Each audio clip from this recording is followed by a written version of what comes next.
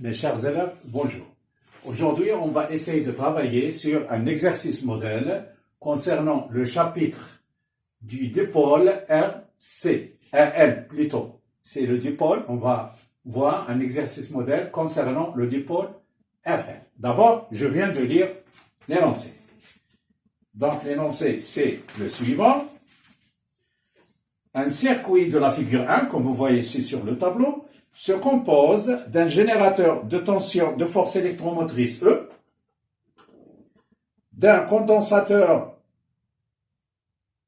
d'un conducteur ohmique, de résistance grand R égale à 5 ohms, d'une bobine d'inductance L et de résistance R. Donc, d'inductance L et de résistance θ. Bien. Et d'un interrupteur K, bien sûr. On ferme l'interrupteur K à l'instant t égale à 0. La figure 2, comme vous voyez ici, c'est la figure 2 de ce circuit, représente la variation de l'intensité du courant dans le circuit en fonction du temps. Bien. La première question, c'est préciser les connexions à faire pour visualiser à l'aide d'un oscilloscope la tension aux bornes du conducteur ohmique. C'est-à-dire comment on peut brancher la résistance R avec l'oscilloscope. Comme vous voyez, donc l'oscilloscope il est composé d'une entrée et d'une masse. Donc, on va essayer de savoir le sens du courant. Le sens du courant, c'est dans ce même sens que E. Et le courant entre par ce niveau-là. D'accord? Donc, la tension aux bornes de la résistance ohmique a le sens contraire, noté UR de I. Alors, pour avoir cette figure-là, ou bien cette représentation graphique, on doit mettre l'entrée Y à la fin de la flèche et la masse au début de la flèche de la tension UR. Bien. La question numéro 2. Représenter les différentes tensions flèches et en déduire l'équation différentielle que vérifie l'intensité du courant dans le circuit. Déterminer la solution et puis déterminer la solution de l'équation différentielle. Bien. Alors, ce qui concerne la tension au niveau de la bobine, le courant continue son entrée dans le même sens qu'on a représenté tout à l'heure. On va noter ici UL. UL, c'est la tension aux bornes de la bobine. Bien. La première question, c'est donner l'équation différentielle vérifiée par I de T. Il est par I de T. Par le courant I de T. Bien. Alors, on commence d'après la loi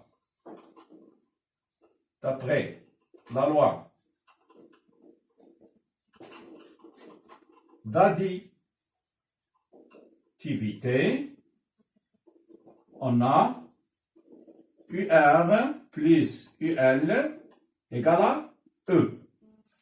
Parce que c'est un circuit fermé. Bien. Tel que UR égale à R fois I, d'après la loi d'Ohm, et UL, on a déjà montré ça dans le cours, c'est petit r, la petite résistance, plus L d de I par rapport à dt. Donc, je remplace ces deux expressions dans l'équation précédente. On va aboutir, UR, ça sera R fois I de T, plus petit r fois I de T, plus L d de I de T par rapport à dt, égal à E. Bien. Donc, finalement, je peux factoriser par petit i, ça donne grand R plus petit r multiplié par I de T plus L d de I par rapport à dt égale à E. Bien. Donc, je vais multiplier de part et d'autre de l'égalité par 1 sur R fois I. Donc, ça va donner quoi? Ça va donner que, je peux l'écrire, c'est I de T plus L grand R plus petit r, d de i de t par rapport à dt égale E sur grand R plus petit r.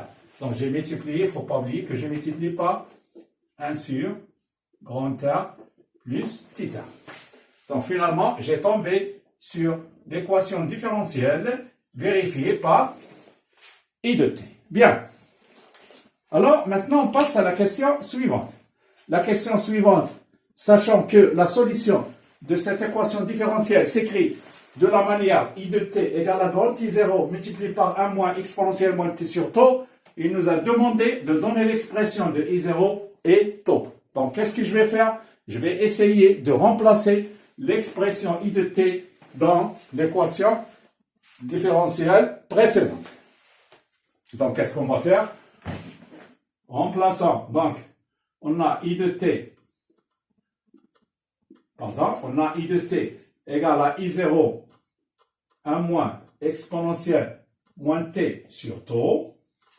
Cela implique que la dérivée de I de t par rapport à dt, c'est la dérivée de 1, c'est 0. La dérivée de l'exponentielle de moins t fois taux, c'est moins 1 sur taux fois moins 1, c'est 1 sur taux. Exponentielle, c'est-à-dire ça donne I0. On a déjà travaillé sur cette formule-là, sur taux, exponentielle, moins t sur taux. Donc, remplaçant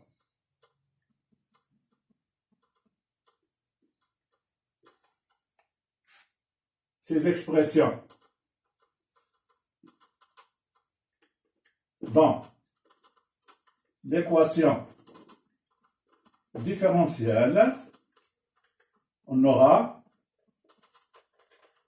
qu'est-ce qu'on va avoir? Vous avez I de t, je vais la remplacer par I0, facteur de 1 moins exponentielle moins t sur taux, plus L sur grand R plus petit r fois la dérivée de I de t, on a déjà trouvé, c'est I0 multiplié par I0 exponentielle moins t sur taux égale à E sur grand R plus petit r.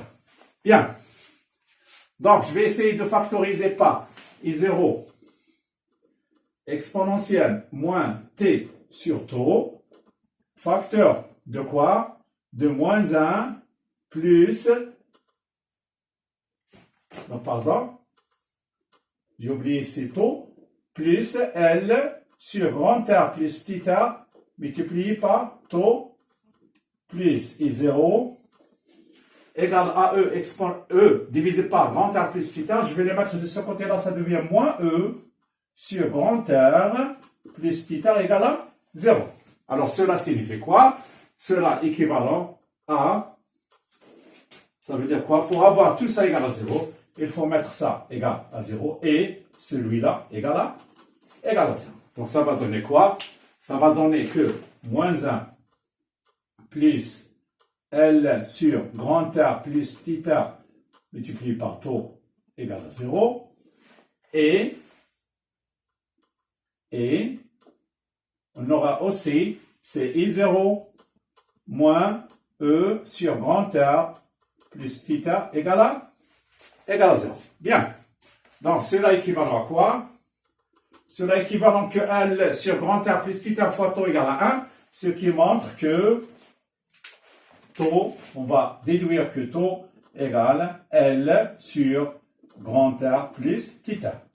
Ça, c'est l'expression de taux. Et après, on va avoir que I0 égale E divisé par grand R plus petit r. Bien.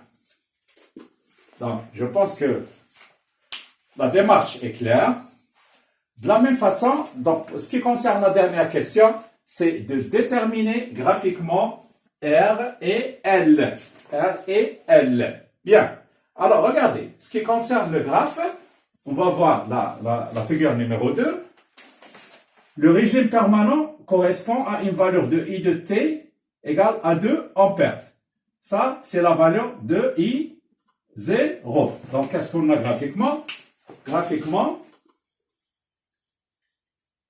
on a I0 égale à 2 ampères. Et taux, regardez ici, taux, on prend. Ici, regardez bien, on prend la tangente au point 0 et son point d'intersection avec l'état permanent, on fait la projection sur l'axe des abscisses, c'est-à-dire l'axe des temps, on tombe sur une valeur de 0,5 millisecondes. Donc 0,5 c'est la valeur de taux. C'est la constante des temps. Et on a aussi que taux égale à 0,5 millisecondes, c'est-à-dire 0,5 fois 10 moins 3 secondes. Bien. À partir de ces deux expressions, je peux déterminer la valeur de petit r et la valeur de l'inductance L. Donc, qu'est-ce qu'on va faire? On remplace, on a I0 égale à E sur grand R plus petit r. Cela implique que grand R plus petit r égale à E sur I0 et on obtient que petit r égale à E sur I0 moins grand R. Bien. Donc finalement, j'ai trouvé l'expression de la résistance de la bobine. Et donc, qu'est-ce qu'il reste maintenant? Il reste à faire l'application numérique. Je remplace E par 12 et I0 par 2 moins 5. Ça donne que A égale 1 ohm. Égale 1 ohm. Bien. J'ai trouvé que petit a égale 1. Bien. Alors, ce qui concerne maintenant la valeur de l'inductance grand L, on a déjà trouvé l'expression de taux. On a taux égale à L sur grand R plus petit r. Cela signifie que L égale à taux multiplié par grand R plus petit r. Donc, on a tombé sur l'expression de l'inductance L. On va faire une petite application numérique. L'application numérique. Il suffit de remplacer taux par 0,5 fois 10 moins 3 secondes. Multiplié par grand R, c'est 5 ohms. Et petit r, c'est 1. Et finalement, on trouve une valeur de L égale à 3 multiplié par 10 moins 3. L'unité de l'inductance, c'est Henry, H. Notez H. 10 moins 3 Henry, on peut l'écrire sur la forme, c'est de 3 millihenry. Donc finalement, on a déterminé la valeur de l'inductance L de la bobine. Je pense qu'on est arrivé à la fin de l'exercice et j'espère que vous avez quand même une idée sur un exercice à traiter concernant le dipôle RR. Je vous souhaite une très bonne journée et à la prochaine séance.